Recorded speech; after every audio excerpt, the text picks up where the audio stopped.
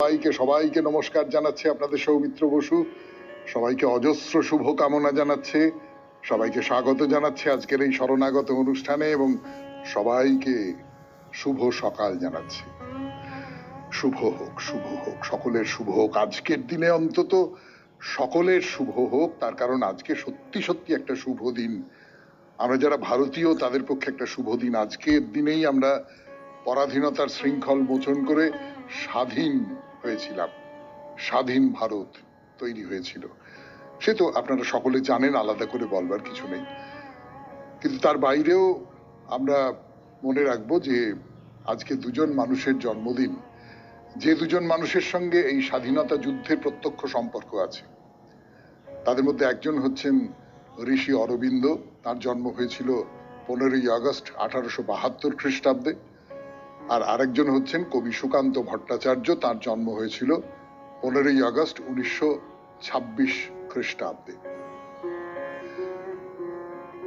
এবারে বেণীমাধব শীলের পঞ্জিকা অনুযায়ী আজকের দিনটার কথা বলি। আজকে 29শে শ্রাবণ 1432, ইংরেজির 15ই আগস্ট 2025, শুক্রবার, সপ্তমী, কৃষ্ণপক্ষ।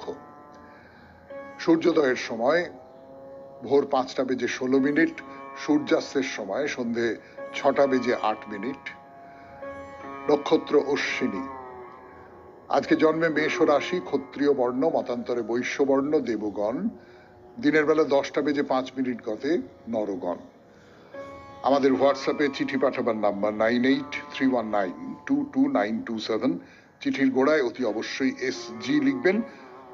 আর নিশ্চয়ই মনে আছে, গতকাল বলেছিলাম, আজকের দিনে সেই কথাটা আবার বলতে চাই।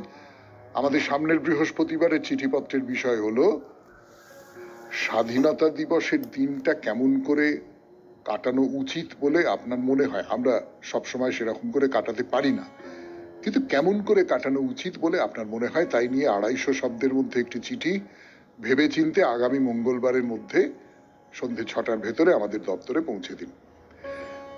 তাহলে এইবারে আজকের অনুষ্ঠান সূচি বলি। আজকের অনুষ্ঠান বলা বাহুল্য একটু অন্য রকমের অনুষ্ঠান হবে।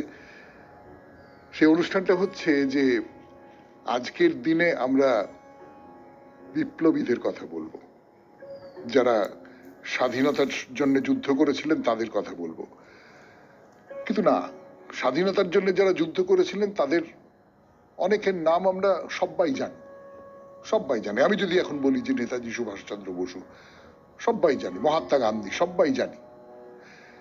কিন্তু আমরা বলবো তাদের কথা,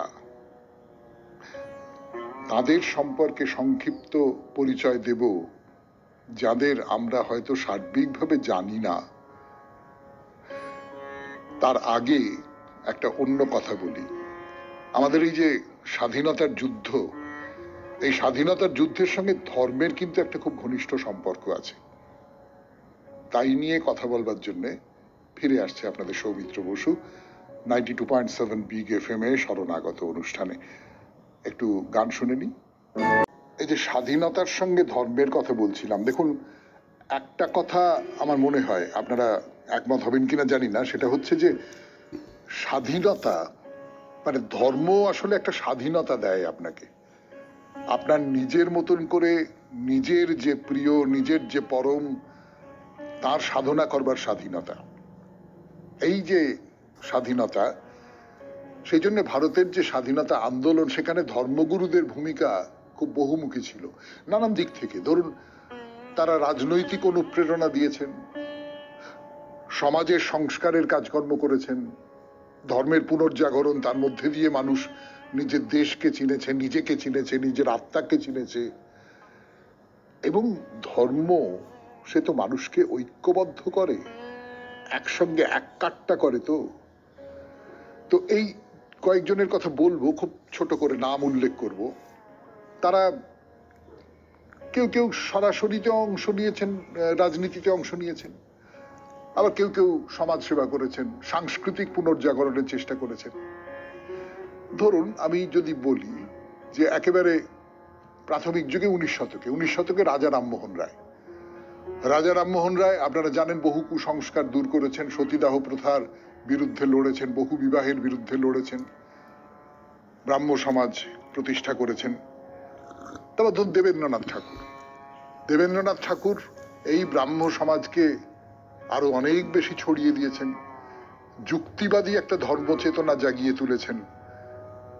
এই যুক্তিবাদী ধর্মচেতনা জাগিয়ে তুললে যেটা হয় সেটা হচ্ছে যে যারা যারা এই এই যে এই যে এই ধর্মটাকে গ্রহণ করছেন, দেবেন্দ্রনাথ ঠাকুরের ধর্মকে গ্রহণ করছেন বা তার ভাবনা চিন্তাকে গ্রহণ করছেন, তার ধারা অনুযায়ী চলছেন, তারা স্বাধীনভাবে চিন্তা করতে পারেন। যুক্তি নির্ভর চিন্তা মানে তো স্বাধীন চিন্তা।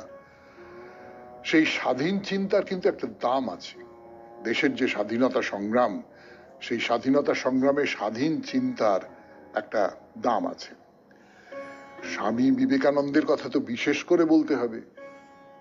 স্বামী বিবেকানন্দ হিন্দু ধর্মের যে উদার, যে মানবতাবাদী দিকটা তিনি এই গোটা পৃথিবীর সামনে তুলে ধরেছিলেন। আমাদের ভারতীয়দের মনে একটা আত্মমর্যাদার বোধ জাগিয়েছিলেন। তার অসাধারণ সব বক্তৃতা, আমরা সেই বক্তৃতাগুলো শরণাগত অনুষ্ঠানে ধারাবাহিকভাবে পড়ে শোনাচ্ছি আপনাদের। তখনকার দিনের শ্রেষ্ঠ, অন্যতম শ্রেষ্ঠ বাগ্মী ছিলেন স্বামী বিবেকানন্দ, এবং তার এই সমস্ত বক্তৃতা সমাজের মধ্যে আলোড়ন ফেলে দিয়েছে। দয়ানন্দ সরস্বতীর কথা বলতে চাই আমি। আর্য সমাজ প্রতিষ্ঠা করেছিলেন, বেদ ভিত্তিক শিক্ষা, স্বদেশী চেতনা প্রচার করেছিলেন।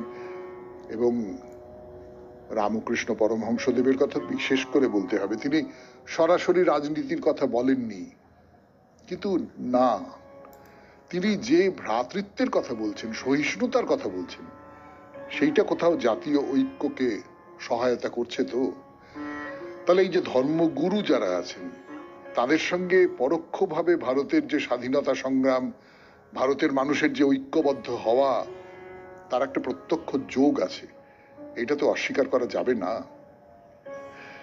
কিন্তু তার বাইরে কেউ কেউ আছেন যারা সরাসরি রাজনৈতিক আন্দোলনে যোগ দিয়েছেন এবং তারা ধর্মের লোক, যেমন মহাত্মা গান্ধী।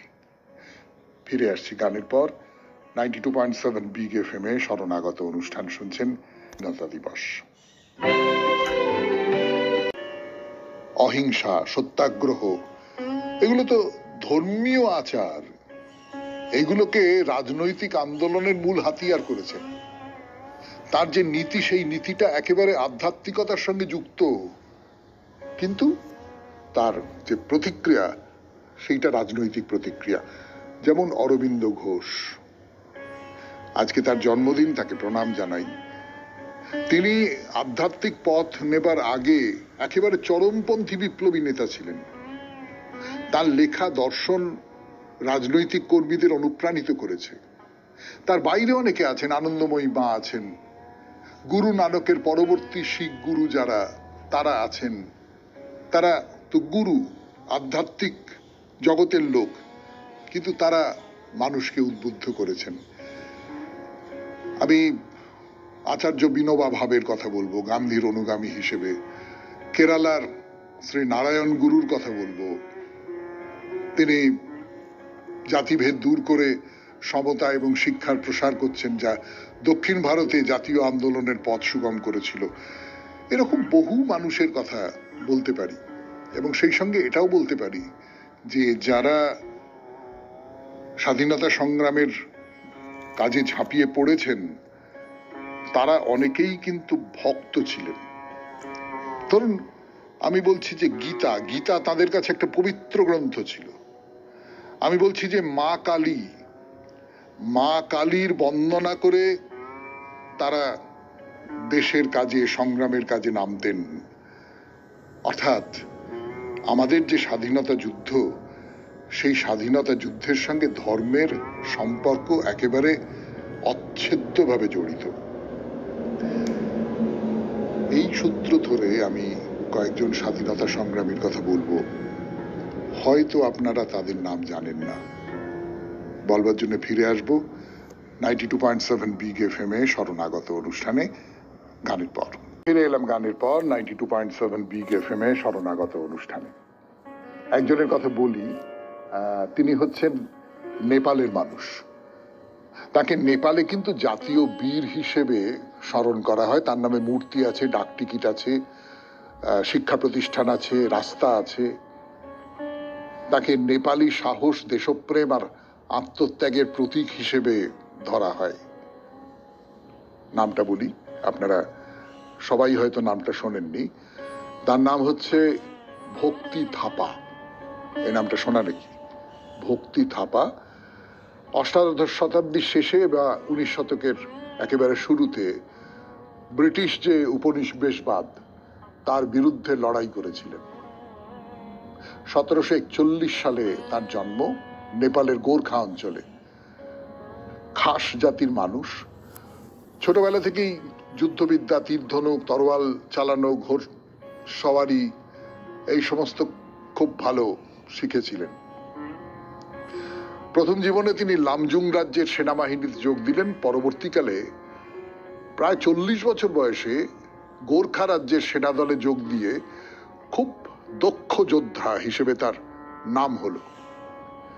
1814 থেকে 1816 খ্রিস্টাব্দে অ্যাংলো নেপালি যুদ্ধ বা গোর্খা যুদ্ধ যাকে বলে, সেই সময় ভক্তি থাপা ছিলেন গোর্খা সেনার অন্যতম প্রধান কমান্ডার। 1815 সালে তিনি গড়খা দুর্গ রক্ষার দায়িত্বে ছিলেন।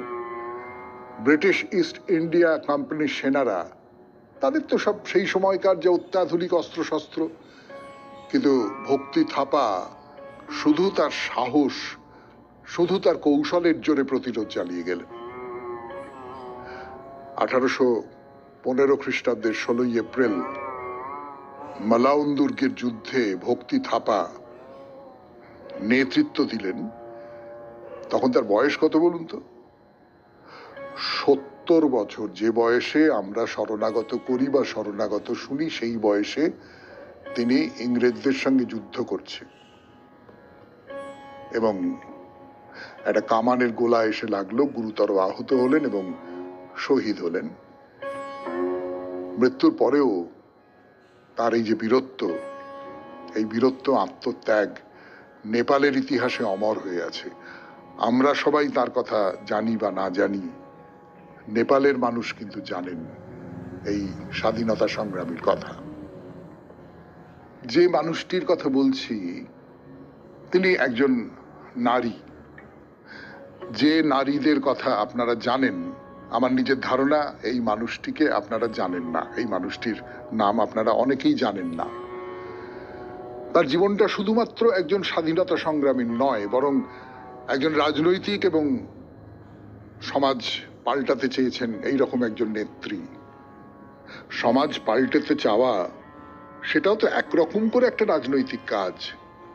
সমাজ পাল্টাতে চাওয়া সেটাও তো একরকম করে স্বাধীনতা যুদ্ধের একটা কাজ। এবং এই যে মানুষটি, তার অসামান্য সততা, অসম্ভব সাহস এবং নেত্রী হিসেবে তিনি একেবারে অগ্রগণ্য। বিশেষ করে মহিলারা তো আমাদের সমাজে খানিকটা ঘোমটার আড়ালে থাকার নিয়ম ছিল। সেই মহিলাদের বার করে নিয়ে আসা, তাদের রাজনৈতিক কাজের মধ্যে তাদের অংশগ্রহণ করানো, এই মানুষটি তার একজন অন্যতম প্রধান অনুপ্রেরণা। আমি নামটা বলি, তার নাম হচ্ছে শশীবালা দেবী। তার জন্ম হয়েছিল 1886 খ্রিস্টাব্দে। বাবার নাম চন্দ্রনাথ বাগচি। তখনকার দিনে 1886 খ্রিস্টাব্দ, ভেবে দেখুন, 12 বছর বয়সে তার বিয়ে হয়ে গেল। বিয়ে হয়ে গেল লোকনাথ মৈত্রেয় তার সঙ্গে। লোকনাথ বেশি দিন বাঁচেননি। 12 বছর বয়সে বিয়ে হয়েছে, 16 বছর বয়সে শশীবালা দেবী তিনি বিধবা হলেন। একজন বিধবা মানুষ, তিনি তো ওই ঘর সংসারের মধ্যে থাকবেন, নিয়ম কানুন আচার এই সমস্ত পালন করবেন, কিন্তু করলেন না। বাইরে বেরিয়ে এলেন, পথে বেরিয়ে এলেন। 1930 খ্রিস্টাব্দে সিভিল ডিসঅবিডিয়েন্স মুভমেন্ট, কি নাম দেব, নাগরিক অবাধ্যতার আন্দোলন, তিনি উত্তরবঙ্গে, মুখ্যত কোচবিহার সহ উত্তরবঙ্গে মহিলাদের মধ্যে দেশপ্রেম এবং রাজনৈতিক সচেতনতা ছড়িয়ে দেবার কাজ করছেন। কেমন করে প্রচার করতেন তিনি? একটা কৌশলের কথা বলি আপনাদের। ধরুন স্টেশনে গেলেন, গিয়ে থামলেন, ওখানে বসে আছেন, একটা ট্রেন এলো, ট্রেন আসতেই উঠে দাঁড়ালেন এবং খুব ছোট্ট একটা বক্তৃতা দিলেন, স্বাধীনতার কামনায় একটা বক্তৃতা। ট্রেনে যারা আছে তারা উৎসুক হয়ে শুনলো একজন মহিলা এরকম করে বক্তৃতা দিচ্ছেন, এবং ট্রেন ছেড়ে দিল, তার বক্তৃতা শেষ হয়ে গেল। এই রকম করে মানুষজন, নানান জায়গার মানুষজন জড়ো হচ্ছেন যেখানে রেল স্টেশনে, সেইখানে গিয়ে তিনি বক্তৃতা দিতেন। 92.7 বিগ এফএম এ শরণাগত অনুষ্ঠান। আমি আপনাদের সৌমিত্র বসু। আজ 15ই আগস্ট। শশীবালা দেবীর কথা বলছিলাম আপনাদের। আজ 15ই আগস্ট। স্বাধীনতা সংগ্রামী যাদের নাম আমরা ততটা জানি না, 92.7 বিগ এফএম এ শরণাগত অনুষ্ঠানে। তো বলা বাহুল্য, এই সমস্ত কাজ করবার জন্য তাকে জেলে যেতে হলো। কিন্তু 1931 সালে গান্ধী এবং আরউইনের সঙ্গে একটা চুক্তি হয়, ফলে অনেক জেলবন্দী মুক্তি পেলেন এবং তিনিও কারাগার থেকে বেরিয়ে এলেন, করাচি চলে গেলেন। করাচির যে কংগ্রেসের অধিবেশন, সেই অধিবেশনে যোগ দিলেন। 1932 সালে আবার ওই আন্দোলনে যোগ দিলেন এবং গ্রেপ্তার হলেন। মোট 4 বার গ্রেপ্তার হয়েছিলেন তিনি।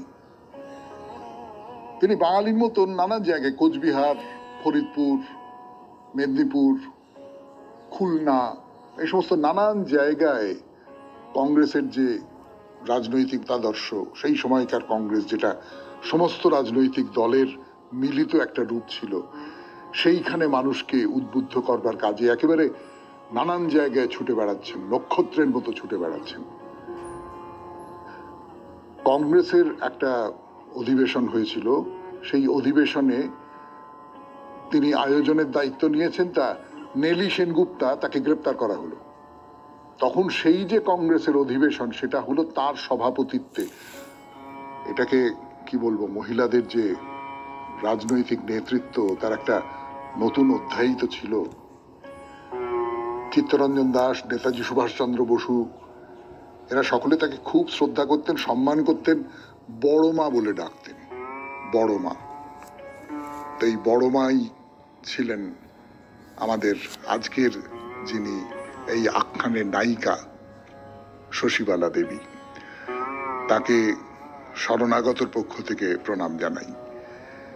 এরপরে আরেকজন স্বাধীনতা সংগ্রামীর কথা বলবো।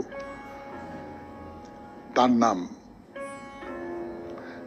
নাম আমরা সকলেই জানি, কিন্তু মনে রাখি না হয়তো। তার নাম বিরসা মুন্ডা। বিরসা মুন্ডাকে বিশেষত মহাশ্বেতা দেবী অমর করে রেখে গেছেন তার সাহিত্যের মধ্যে দিয়ে। কিন্তু আমরা কি স্বাধীনতা যোদ্ধাদের কথা বলবার সময় এই বিরসা মুন্ডার কথা খুব বলি? বিরসা আদিবাসী অধিকার আন্দোলনের প্রতীক, অর্থাৎ আমাদের যে যাকে বলতে পারি তথাকথিত ভদ্রলোকী যে সমাজ, সেই সমাজের যে বিদ্রোহ বিপ্লবের ধরন, তার থেকে আলাদা করে নানান জায়গায় ছড়িয়ে পড়েছে আন্দোলনে, ইংরেজদের বিরুদ্ধে আন্দোলন। বিরসা মুন্ডা হচ্ছেন আদিবাসী আন্দোলন। তার নামে এখনো ঝাড়খণ্ডে বিরসা মুন্ডা জয়ন্তী পালন করা হয় এবং তার জীবন কাহিনী ইতিহাসের পাঠ্যক্রমের মধ্যে ঢুকিয়ে দেওয়া হয়েছে। বিরসার জন্ম হয়েছিল 1875 সালের 15ই নভেম্বর তারিখে। এই যে ঝাড়খণ্ড, এই ঝাড়খণ্ডের উলিহাটু বলে একটি গ্রাম, সেই গ্রামে বিরসার জন্ম হয়েছিল। মুন্ডা জাতির সদস্য। তো ছোটবেলা থেকেই যেরকম হয়, অসম্ভব দারিদ্র, অভাব এবং অত্যাচার, অশিক্ষিত আদিবাসী, তাদের উপর ভয়ানক অত্যাচার করে ইংরেজরা, তো এগুলো খুব অনুভব করতেন। ছোটবেলায় খ্রিস্টীয় মিশনারি স্কুলে পড়াশোনা শুরু করেছিলেন, কিন্তু সেখানে পড়াশোনা করতে গেলে ধর্মান্তরিত হতে হবে। তো ধর্মান্তরিত হব না, ফলে ওই যে শিক্ষা, স্কুলের যে শিক্ষা, সেই শিক্ষা ছেড়ে দিতে বাধ্য হলেন। পরে ধর্ম কাকে বলে, সামাজিক ন্যায় কাকে বলে, স্বাধীনতা ব্যাপারটা কি, এই সমস্ত নিয়ে তার ভাবনা চিন্তা শুরু হয়ে গেল। 1890-এর ওই দশকটায় বিরসা ব্রিটিশ শাসক এবং জমিদারদের অত্যাচারের বিরুদ্ধে মুন্ডাদের ঐক্যবদ্ধ করবার আন্দোলন শুরু করলেন। শুরু হলো উলগুলান। উলগুলান মানে হচ্ছে মহাবিদ্রোহ। তার প্রধান লক্ষ্য ছিল ব্রিটিশ শাসনকে একেবারে উপড়ে ফেলতে হবে। ভেবে দেখুন, 1890 সালে খুমতো কাটি বলে একটি প্রথা ছিল, যে এই উপজাতীয় যারা আছেন তাদের জমির অধিকার পেতে হবে।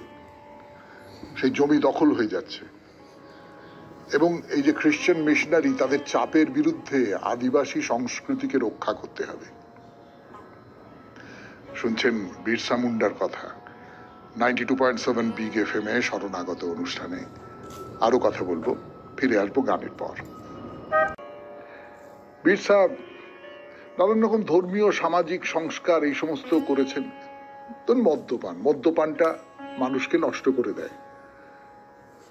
বিরসা তার বিরুদ্ধে কথা বলছেন, তার বিরুদ্ধে লড়াই করছেন, মানুষকে সচেতন করছেন। অপচয় করা, নানান রকম কুসংস্কার, এই সমস্ত কিছুর বিরুদ্ধে বিরসা একেবারে রুখে দাঁড়িয়েছেন, যে কারণে তার অনুসারীরা তাকে ধরতি আবা বলে ডাকত। ধরতি আবা মানে হচ্ছে পৃথিবীর বাবা, পৃথিবীর পিতা। 1895 সালে প্রথমবার ব্রিটিশ সরকার তাকে গ্রেপ্তার করল। 1899 থেকে 1900 সালের যে উলগুলান বিদ্রোহে তার নেতৃত্বে মুন্ডারা ব্রিটিশ সেনাকে চ্যালেঞ্জ জানালো, কিন্তু 1900 সালের জানুয়ারিতে জামকোয়া জঙ্গলে তাকে গ্রেপ্তার করা হলো। রাঁচির জেলখানায় তাকে নিয়ে যাওয়া হলো এবং 9 জুন 1900 খ্রিস্টাব্দে রাঁচির কারাগারে হঠাৎ বিরসা মারা গেলেন। ব্রিটিশ সরকার বলল যে উনি কলেরায় মারা গেছেন, কিন্তু সত্যি সত্যি কি কলেরায় মারা গেছেন? এইটা নিয়ে কিন্তু একটা সন্দেহের জায়গা কোথাও রয়েছে। আদিবাসীদের মধ্যে সচেতনতা ছড়িয়ে দেওয়া, তাদের বিদ্রোহে উদ্বুদ্ধ করা, এই কাজটা করেছিলেন বিরসা মুন্ডা। তার সঙ্গে আরো অনেকে ছিলেন, কিন্তু মুখ্যত উদ্বুদ্ধ করেছিলেন বিরসা মুন্ডা। তাকে আজ 15ই আগস্ট আমরা প্রণাম জানাই। এরপরে আরেকজনের কথা বলবো, তার নাম আশফাকুল্লাহ খাঁ। আমি জানি না আশফাকুল্লাহ খাঁ এর কথা আপনারা কতজন জানেন। তিনি একজন মহান বিপ্লবী। তার কথা বলি একটু 92.7 বিগ FM এ শরণাগত অনুষ্ঠানে। আশফাকুল্লাহ হিন্দু মুসলমান ঐক্যের এক উজ্জ্বল উদাহরণ এবং তার প্রিয়তম বন্ধু ছিলেন যিনি, তার নাম হচ্ছে রামপ্রসাদ বিসমিল। তার যে আত্মত্যাগ, সেটা নতুন প্রজন্মকে স্বাধীনতার জন্য লড়াই অনুপ্রাণিত করেছিল। আশফাকুল্লাহ নিজের প্রাণ উৎসর্গ করেছিলেন দেশের মুক্তির জন্য। 1900 সালে 22 অক্টোবর তারিখে উত্তরপ্রদেশের শাহজাহানপুর শহরে জন্মগ্রহণ করেন। তার বাবার নাম শফিকুল্লাহ খাঁ, মায়ের নাম মাজরুন নিসা। শিক্ষিত পরিবার। এবং এই আশফাকুল্লাহ ছোটবেলা থেকে খুব সাহসী, খুব স্বাধীন চেতা। কবিতা লিখতেন, তার কবিতা শোনাবো পরে। প্রথম বিশ্বযুদ্ধ হয়ে গেল, ভারতের রাজনৈতিক পরিস্থিতি খুব উত্তপ্ত হয়ে উঠেছে। 1919 সালে আপনারা সকলেই জানেন জালিয়ানওয়ালাবাগের হত্যাকাণ্ড হলো। তারপরে অসহযোগ আন্দোলন, কিন্তু অসহযোগ আন্দোলন থেমে গেল। আশফাকুল্লাহর মতো আরো অনেকে নিশ্চয়ই, কিন্তু আশফাকুল্লাহ খুব হতাশ হয়ে পড়লেন। তিনি হিন্দুস্তান রিপাবলিকান অ্যাসোসিয়েশন HRA তার সদস্য হলেন এবং সেখানেই তার বন্ধু হলেন রামপ্রসাদ বিসমিল, চন্দ্রশেখর আজাদ, রাজেন্দ্র লাহি। এইসব বিপ্লবীদের সঙ্গে তার খুব একটা ঘনিষ্ঠ সম্পর্ক তৈরি হয়ে গেল। 9 আগস্ট 1925 কাকোরি ট্রেন ডাকাতি ভারতের স্বাধীনতা সংগ্রামের ইতিহাসে একটা স্মরণীয় ঘটনা। সরকারি তহবিল লুট করে অস্ত্র এবং সংগঠনের কাজে অর্থ জোগাড় করবার পরিকল্পনা করেছেন বিপ্লবীরা, এবং আশফাকুল্লাহ এই অভিযানে অংশ নিলেন। ট্রেন ডাকাতি হলো, তারপরে তো একবারে প্রবল চিরুনি তল্লাশি যাকে বলে সেইটা চলতে লাগলো। একে একে বেশিরভাগ বিপ্লবী ধরা পড়ে গেলেন। আশফাকুল্লাহ প্রায় 1 বছর লুকিয়ে থাকতে পেরেছিলেন। তারপরে একজন ওই তার ঘনিষ্ঠ একজন বিশ্বাসঘাতকতা করলেন, তাতে গ্রেপ্তার হলেন এবং বিচার চলার সময় বললেন, হ্যাঁ আমি করেছি, আমরা অপরাধী নই, আমরা দেশের স্বাধীনতার জন্য লড়াই করেছি। 1927 সালের 19শে ডিসেম্বর গোরখপুর জেলে তাকে ফাঁসি দেওয়া হলো। তখন আশফাকুল্লাহর বয়স হচ্ছে 27 বছর। তার একটা কবিতা বাংলা অনুবাদ করে পড়ে শোনাই আপনাদের। জীবন্ত মাত্র 4 দিনের অতিথি, দেখা যাক আমরা কিভাবে তা কাটাই। মৃত্যু এলে আসুক হাসি মুখে, কিন্তু মাথা যেন শত্রুর সামনে নত না হয়, মাথা যেন শত্রুর সামনে নত না হয়। শুনছেন 15ই আগস্টের শরণাগত 92.7 বিগ FM এ। আমি আছি আপনাদের সঙ্গে, আপনাদের সৌমিত্র বসু। এরপর আরেকজনের কথা বলবো আপনাদের গানের পর। যাদের কথা শরণাগত অনুষ্ঠান যারা শোনেন তারা হয়তো সবাই খুব ভালো করে জানেন না।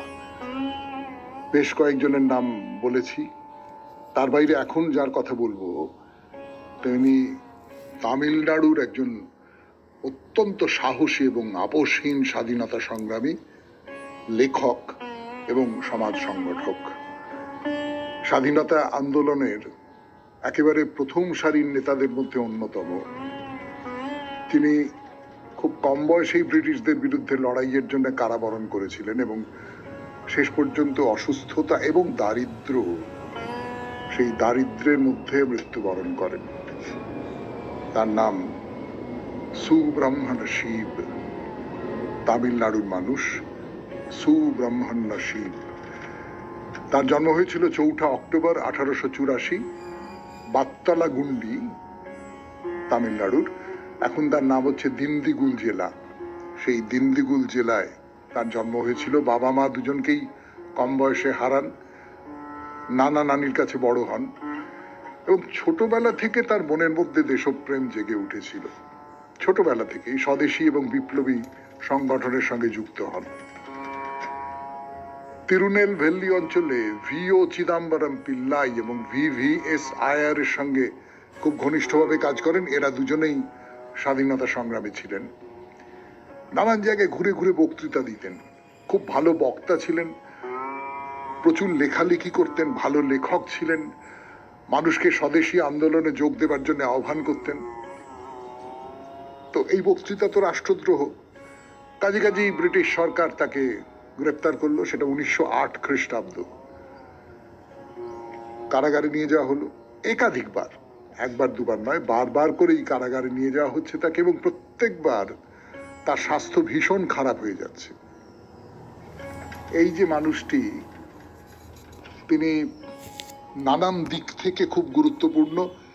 প্রথম যে কথাটা বলবার সেটা হচ্ছে যে দেশপ্রেমমূলক বহু প্রবন্ধ রচনা করেছেন, ছোট গল্প রচনা করেছেন, কবিতা লিখেছেন এবং আপনারা নিশ্চয়ই এটা বুঝতে পারেন যে একটা বক্তৃতা, সেই বক্তৃতায় যে ফল হয়, একটা গান তার তুলনায় অনেক বেশি ফল তৈরি করতে পারে। একটা বক্তৃতায় যে ফল হয়, একটা ছোট গল্প, একটা প্রবন্ধ তার চেয়ে অনেক বেশি ফল দিতে পারে। তো তার যে কাজ, সেই কাজের মধ্যে এই যে লেখালেখির কাজ, সেই লেখালেখির কাজটা বহু মানুষকে উদ্বুদ্ধ করেছে এবং তার এই যে স্বাধীনতার আকাঙ্ক্ষা, এই স্বাধীনতার আকাঙ্ক্ষার মধ্যে কিন্তু ধরা যাক কৃষকের স্বাধীনতা, শ্রমিকের স্বাধীনতা, সাধারণ মানুষের যে দুর্দশা এবং তার স্বাধীনতার যে আকাঙ্ক্ষা, সেই সমস্তগুলো উঠে এসেছে। তিনি গানাভানু নামে একটি পত্রিকা সম্পাদনা করতেন এবং সেই পত্রিকা স্বাধীনতার কথা বলতো, স্বাধীনতার যে মতাদর্শ, সেই মতাদর্শ চারপাশে ছড়িয়ে দিত। শুনছেন তামিলনাড়ুর মহান স্বাধীনতা সংগ্রামী সুব্রহ্মণ্য শিবের কথা। কেমন করে তার জীবনের শেষ হলো সে কথা বলবার জন্য ফিরে আসবে আপনাদের সৌমিত্র বসু গানের পর। কারাগারে নিয়ে যাওয়া হচ্ছে এবং সেই কারাগার তো খুব সুখের কারাগার নয়, ব্রিটিশ কারাগার, সেখানে প্রভূত পরিমাণে অত্যাচার আছে।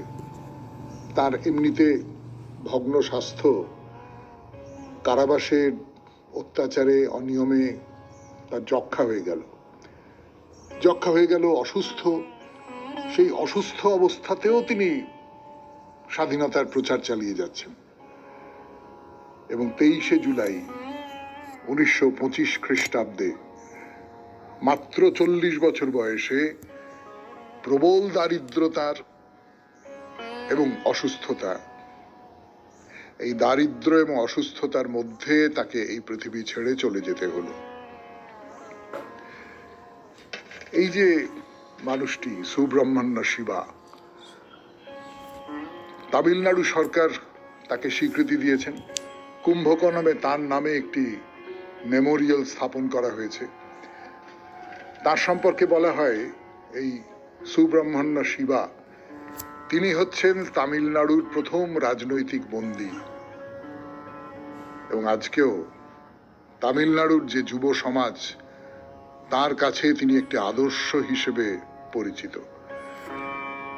আমরা যারা একটু উত্তরের দিকে থাকি, আমরা যারা পূর্ব ভারতের বাসিন্দা, তারা হয়তো অনেকেই সুব্রহ্মণ্য শিবের নামও জানি না, কিন্তু এই মানুষটি লড়াই করেছিলেন অসুস্থ শরীরে, দারিদ্র্যের মধ্যে দাঁড়িয়ে। তাকে শরণাগতের প্রণাম। এরপরে যার কথা বলবো, সেই মানুষটি, তার কথা অল্পদিন আগেই বলেছি, মণিপুরের রাজপুত্র, তার নাম টিকেন্দ্রজিৎ সিং। তিনি একজন খুব বড় মাপের স্বাধীনতা সংগ্রামী। তার কথা বলবার জন্য ফিরে আসছে আপনাদের সৌমিত্র বসু গানের পর 92.7 বিগ FM এ 15ই আগস্টের শরণাগত অনুষ্ঠানে। মুক্তির মন্দির ও সোপানো তলে কত প্রাণ হলো বলিদান, লেখা আছে অশ্রু জলে। হ্যাঁ, অশ্রু জলে লেখা আছে। সে অশ্রু জলের লেখা তো আমরা পড়তে পারি না, ফলে আমরা অনেকের কথা জানি না। যাদের কথা বললাম আপনাদের, তাদের অনেকের কথাই আপনারা জানেন না, শোনেননি কখনো। গোটা দেশ জুড়ে, সেই নেপাল থেকে আরম্ভ করে, মণিপুর থেকে আরম্ভ করে দক্ষিণ ভারতে তামিলনাড়ু পর্যন্ত, এইরকম আরো কত কত কত বিপ্লবী আছেন, কত স্বাধীনতা সংগ্রামী আছেন, আমরা তাদের নাম ভালো করে জানি না। এই পর্যায়ে শেষ যার কথা বলবো তার নাম টিকেন্দ্রজিৎ সিং। মণিপুরে তাকে যুদ্ধ রাজপুত্র বলা হয়, ওয়ার প্রিন্স। মূলত ব্রিটিশ ঔপনিবেশিক শাসনের বিরুদ্ধে মণিপুর রাজ্যের স্বাধীনতা রক্ষা করবার জন্য তিনি যুদ্ধে নেতৃত্ব দিয়েছিলেন এবং 1891 খ্রিস্টাব্দে মণিপুরে ব্রিটিশদের সঙ্গে একটা প্রবল যুদ্ধ হয়েছিল। সেই যুদ্ধটাকে বলা হয় Anglo Manipur war, Anglo Manipur যুদ্ধ। সেই যুদ্ধের কথা বলি আপনাদের। 1890 সালের শেষ দিকে মণিপুর রাজ পরিবারের কে সিংহাসন পাবে না পাবে তাই নিয়ে একটা দ্বন্দ্ব দেখা দেয়। ব্রিটিশরা তাদের স্বার্থ অনুযায়ী রাজনীতিটা নিয়ন্ত্রণ করবার চেষ্টা করছে, তারা চাইছে তাদের লোক বসাতে। কিন্তু টিকেন্দ্রজিৎ সিং, তিনি তখন রাজকুমার ওখানকার এবং তিনি তখন সেনাপতি, অসম্ভব বড় মাপের যোদ্ধা ছিলেন, সেনাপতি তিনি বলেন যে না, আমাদের রাজপরিবারে কে রাজা হবে না হবে সেইটা নিয়ে ব্রিটিশ কথা বলে দেবে, এইটা সহ্য করা সম্ভব নয়। বেশ, তাহলে যুদ্ধ ছাড়া কোনো উপায় নেই। 1891 খ্রিস্টাব্দে ব্রিটিশ সৈন্য মণিপুরে ঢুকলো। টিকেন্দ্রজিৎকে গ্রেপ্তার করা হবে এবং চূড়াচাঁদ বলে একজন, তাকে রাজা করা হবে। তো 24শে মার্চ 1891 ব্রিটিশ প্রতিনিধি, তার নাম হচ্ছে জেমস কুইন্টন, তিনি ইম্ফলের রাজপ্রাসাদে এলেন এই নিয়ে কথা বলবার জন্য। তো টিকেন্দ্রজিতের যে বাহিনী তাদের ঘিরে ফেললো, যুদ্ধ হলো। সেই যুদ্ধে কয়েকজন ব্রিটিশ অফিসার নিহত হলেন, বাকিদের আটক করা হলো। এইটা হলো যুদ্ধের প্রথম পর্যায়ে। এইবার দ্বিতীয় পর্যায়ের কথা বলবো, কিন্তু তার আগে শুনে নেব গান 92.7 বিগ FM এ শরণাগত অনুষ্ঠানে। আমি আছি আপনাদের সঙ্গে, আপনাদের সৌমিত্র বসু। ঘটনাটা ঘটলো প্রত্যক্ষ একটা বিদ্রোহ। তাতে ব্রিটিশরা 3 দিক থেকে বিশাল বাহিনী নিয়ে মণিপুর আক্রমণ করলো। আসামের দিক থেকে, কাছাড়ের দিক থেকে এবং বার্মার দিক থেকে, মানে মায়ানমারের দিক থেকে। কিন্তু পাহাড়ি জায়গা মণিপুর, পাহাড়ে দুর্গ রয়েছে, প্রচুর জঙ্গল রয়েছে। টিকেন্দ্রজিৎ সেইগুলোকে প্রতিরক্ষার জন্য ব্যবহার করছেন। খোংজামের যুদ্ধ হলো, সেখানে তিনি শেষ মুহূর্ত পর্যন্ত তার বাহিনীকে নেতৃত্ব দিলেন। কিন্তু মণিপুরের যোদ্ধাদের সংখ্যা কম, অস্ত্র অত ভালো নয়, তারা অনেকটা পেছনে, ব্রিটিশ যে সৈন্য তাদের চেয়ে অনেকটা পেছনে, অনেকটা দুর্বল, মানে সেই দিক থেকে। কিন্তু দেশপ্রেম আছে তাদের মধ্যে। তারা ঘন্টার পর ঘন্টা ব্রিটিশ সৈন্যদের আটকে রেখে দিয়েছে। কিন্তু ব্রিটিশরা ইম্ফল দখল করে নিল। টিকেন্দ্রজিৎ গোপনে গেরিলা কায়দায় প্রতিরোধ চালিয়ে যাচ্ছেন। জুলাই মাসে তিনি ধরা পড়লেন। 13ই আগস্ট 1891 খ্রিস্টাব্দ ইম্ফলে একেবারে প্রকাশ্যে, সকলের চোখের সামনে, যাতে সকলে দেখতে পায়, সেইখানে তাকে ফাঁসি দেওয়া হলো। এবং তার মৃত্যুর দিনটাই কদিন আগেই গেল, সেটা 13ই আগস্ট, 2 দিন আগে। সেই দিনটাকে বলা হয় প্যাট্রিয়টস ডে। প্যাট্রিয়টদের কথা বললাম আপনাদের। যে প্যাট্রিয়টদের কথা হয়তো স্থানীয় মানুষ জানেন, সেই এলাকার মানুষজন জানেন, তার বাইরে আমরা জানি না। তাদের কথাও জানতে হবে। স্বাধীনতা কোনো 1 জন 2 জন 5 জন 10 জনের হাত ধরে আসেনি।